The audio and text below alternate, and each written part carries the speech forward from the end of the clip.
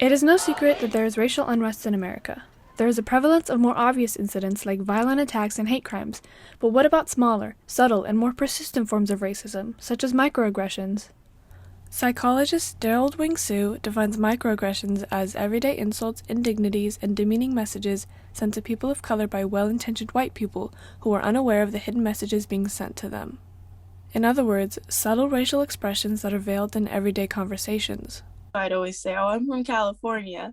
And, they'd always hit me back with that question, no, where are you really from? I've experienced like little things like people saying, is that all your real hair? Or you're pretty for a black girl, or I don't like black girls, but you're pretty.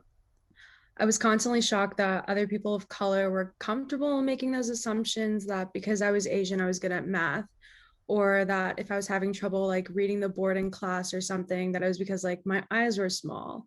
Lynn Kennedy, mayor pro tem of Rancho Cucamonga, was in 7th grade when she was one of the first African-American students to be bused to an all-white school in San Bernardino City Unified School District in 1966. Junior high is horrible, okay? You want to be like everybody, you want friends. I mean, junior high is hard enough, but now I got this whole other layer that I'm the only black kid in the whole school.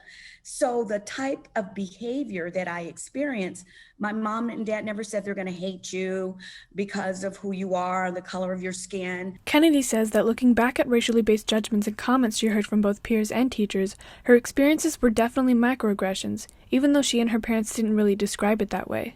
I think that the term microaggression, I find that interesting in that we need definitions to help us categorize behaviors that impact all of us as people of color or women or people even of different sexual orientation.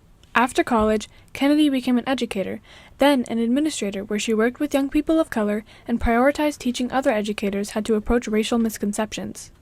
I was an administrator and I was in a position to truly ensure that the school environment was going to be safe. I focused on training my adults first. And so I dealt with teachers collectively in terms of educating them and what it means by their behavior and what they were doing and how they were going to interact. Looking at some of the clubs, I said, look at this honor club. 90% of this honor club is white. There's something wrong with that. And so you as the teachers, club advisors, you're going to change that. So I need you to see all students as being smart, capable, and making sure that they have opportunities. You encourage them, you see potential. According to Kennedy, another crucial process in combating against microaggressions is asking the perpetrator the question, why? As I got older, I could say, why would you say that? Why would you say that about African Americans or Native Americans or Asian Americans? And so if I had a relationship with that person and I realized they were truly just rude or ignorant, I would take the time and share. If they're being mean and angry and aggressive, sometimes those people just aren't worth it. And you cannot use, I was just kidding, because that's an excuse to justify what you just said. And that's not acceptable. LaTonya Robinson is an 8th grade teacher at Etiwanda School District in Rancho Cucamonga, California. Growing up through high school and even college, Robinson remembers hearing negative racial stereotyped comments. That and the fact that she didn't see many teachers who looked like her led her to become a teacher. Some of my students that were Asian would always talk to each other about, oh, that's so Asian, or you're being so Asian, like make reference to that. I had Black students call each other the N-word, and there have been all kinds of situations like that. And it's just very interesting at the middle school level because these are friends. And I think at that age, kids are kind of developing and understanding the world and what's appropriate and what's not. And it's almost like they're testing boundaries. But I did want the class to be aware of like the things they say and how they respond to things in a more appropriate way to kind of express some of the feelings they're having. Robinson emphasizes the importance of making students feel valued, accepted, and proud of their ethnicity and culture, especially in a classroom setting.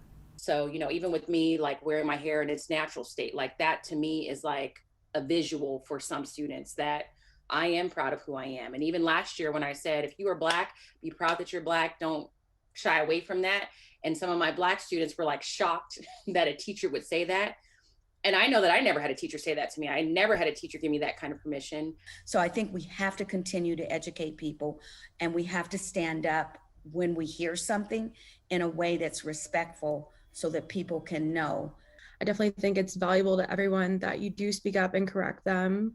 Obviously, not all microaggressions are meant to be harmful, but the truth is that they are, and they should not be tolerated.